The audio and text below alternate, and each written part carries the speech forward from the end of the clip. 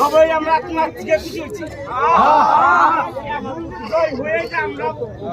কিবা করবো।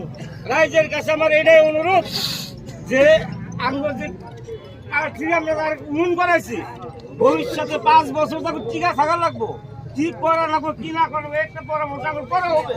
কিন্তু আজকে যেটা আমার মানুষের যেটা মানে ফুর্তি আছে, ফুর্তির জন্য কেউ জানি আমরা কারণ মানে অন্যায় করি না বা কারুর হাতে কোনো কুটু কথা কই না, বা কেউ যে আমরা ফটকা ফুটাইতে আছি, হয়তো একজন আমার ভোট দেয় না তার বাড়িতে ফটকা দেওয়া বা এই ধরনের কোনো যাতে না হয়, এইখানে কথা কয়ে আপনাদের কাছে আমার অনুরোধ।